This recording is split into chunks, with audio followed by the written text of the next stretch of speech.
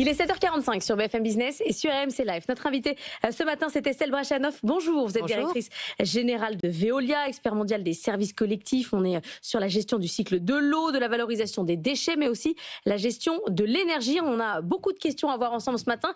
On va commencer par votre actualité avec ce développement aux États-Unis. Clean Earth, vous voulez doubler de taille dans les déchets dangereux aux États-Unis. C'est donc aux États-Unis que vous développez le pays où finalement sur les questions énergétiques de décarbonation on n'est désormais plus à la pointe. Là, il y a un marché pour vous.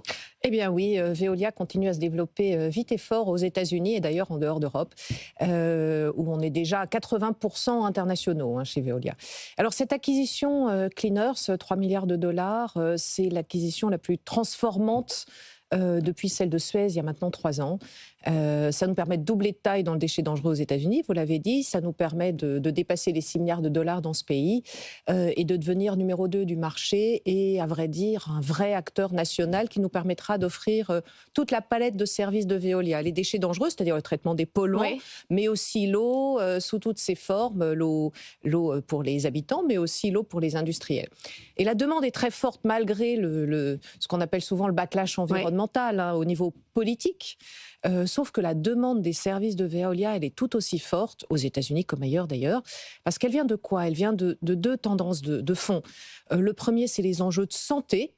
Personne ne veut, aux États-Unis, pas plus qu'ailleurs, avoir des polluants dans son eau du robinet. Et donc, ceux qui dépolluent continuent à avoir des perspectives dans les prochaines années. Et c'est le métier de Veolia. Et la deuxième tendance de fond, c'est la relocalisation d'un certain nombre d'industries stratégiques, la microélectronique, les data centers ou la pharmacie, qui tous ont besoin de traitement de déchets dangereux et de technologies d'eau. Mais aux États-Unis, le fait d'être une boîte européenne ou française, peu importe, et d'avoir des contrats, j'imagine, publics avec des collectivités locales, ça pose pas de problème à l'heure où Donald Trump dit qu'il faut faire America First partout. On se dit pas, je vais choisir d'abord une boîte américaine ? Alors, aux États-Unis, nous sommes une entreprise américaine dirigée par des Américains très largement. Même si le siège de Veolia est en France. Et en tout cas, c'est comme ça qu'on est perçu par les Américains. Et c'est très bien. Veolia est une entreprise multilocale. On est allemand en Allemagne, américain aux États-Unis et bien évidemment français en France. Deuxième chose, on a énormément de contrats, pas seulement avec les collectivités chez Veolia, beaucoup de contrats avec les industriels.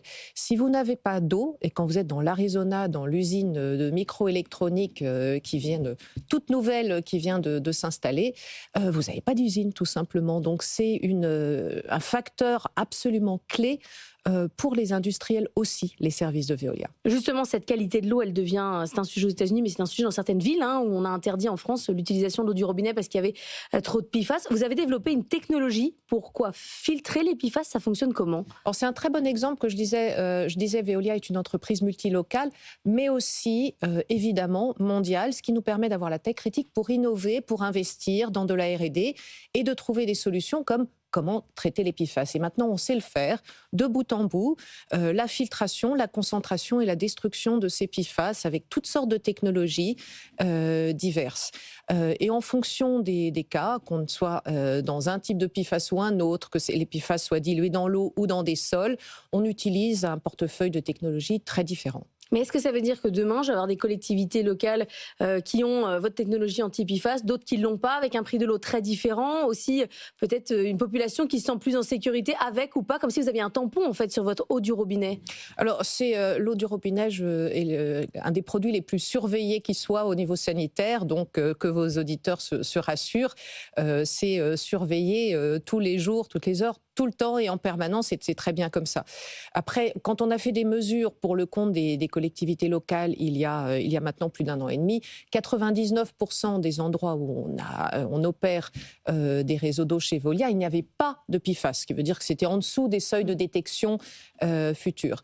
Et dans le 1% des cas, on a proposé aux collectivités locales, parce qu'encore une fois, ce n'est pas Veolia qui gère, on offre nos services et nos technologies au service des élus, on a offert donc des propositions pour traiter ces PFAS. Et on en a déjà mis plein en œuvre. Donc on a aujourd'hui des unités de traitement de PFAS dans pas mal d'endroits en France. Vous voulez aussi devenir un acteur majeur sur le chauffage urbain. Il y a un gros enjeu sur la décarbonation avec un contrat qui commence en Pologne. C'est à Poznań, 5e ville de Pologne. Là-bas, le charbon, c'est 60% de l'énergie utilisée pour le chauffage. Donc c'est énorme. Il y a un marché pour vous très important. Il y a eu un contrat là, dernièrement à Paris. Est-ce que vous pourriez venir sur des villes comme ça, comme Paris, dans le futur? Alors, on est déjà numéro 1 en Europe du chauffage urbain, très présent dans beaucoup de géographies, notamment, vous l'avez cité, la Pologne avec Poznań. C'est une ville de 600 000 habitants, historiquement une ville où on utilisait beaucoup le charbon pour se chauffer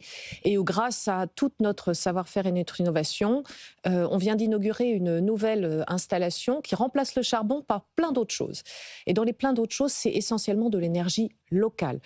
C'est de la chaleur inutilisée d'une usine d'à côté automobile que l'on récupère, c'est de la chaleur d'un data center que l'on récupère, c'est de la chaleur de l'incinération des déchets par cyclables que l'on récupère, c'est de la géothermie, et donc c'est tout ça qui nous permet de remplacer du charbon. C'est, en gros, on divise par 2 l'empreinte carbone de cette installation, et ça permet en plus d'être beaucoup plus résilient, parce qu'au lieu d'importer des carburants fossiles, vous avez de l'énergie locale, j'ai envie de dire, bien de chez nous, qui vient de juste à côté, et c'est un facteur aussi de souveraineté, l'énergie locale.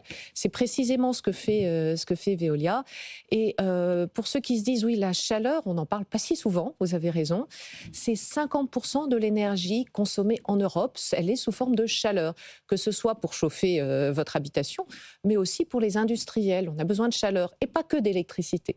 Et Veolia est un leader pour la décarbonation de la chaleur. Je parlais du réseau de chaleur. À Paris, c'est Dalkia qui a pris le contrat. Est-ce que Dalkia, c'est un sujet qui vous intéresse? On sait qu'EDF l'a mis en vente. C'était à vous auparavant. Est-ce que ça pourrait revenir dans votre giron?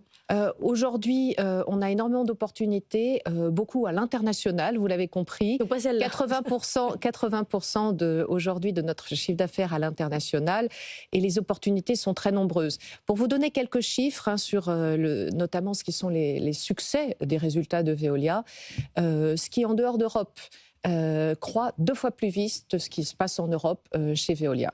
Et ce qui est plus technologique, le traitement des déchets dangereux par exemple, ou le traitement de l'eau dont on vient de parler, ça croît là aussi 2 fois plus vite que mais des métiers plus historiques. Que l'Europe est bridée et que non, vous pourriez faire plus?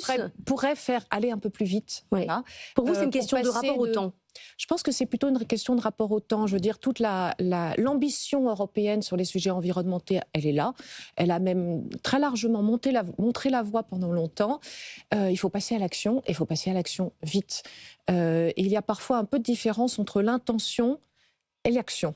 C'est le cas, par exemple, de la filière plastique, sur lequel il y a un sujet avec toute une filière qui se développe sur le recyclage en Europe, mais du plastique non recyclé qu'on importe d'autres pays parce qu'il est moins cher. Là, il y a un problème de protection de l'Europe où on n'agit pas sur le plan des réglementations. Je sais que c'est un sujet qui vous tient à cœur. Qu'est-ce qu'on peut faire? Oui, je vous avoue que j'ai piqué un coup de gueule sur ce sujet il n'y a pas longtemps, parce que c'est une filière qui est en train de mourir. On a des usines de recyclage de plastique en France, en Allemagne, en Grande-Bretagne et partout, qui sont en train de fermer aujourd'hui, avec des emplois à la clé.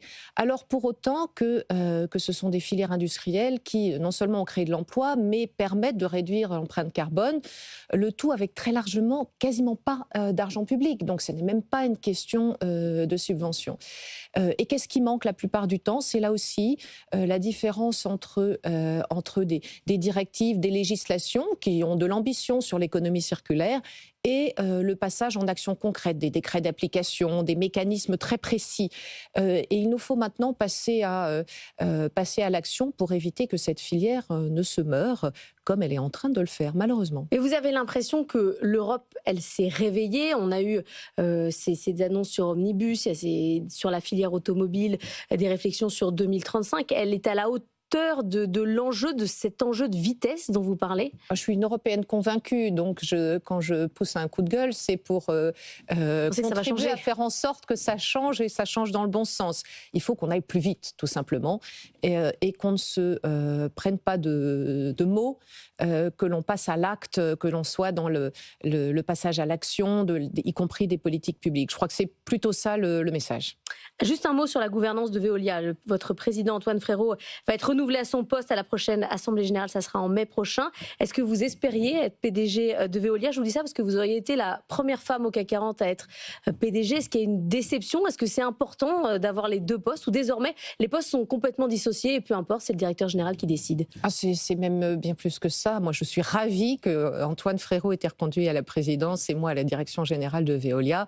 Ça marche très bien. On est très heureux tous les deux, je crois, dans notre rôle respectif.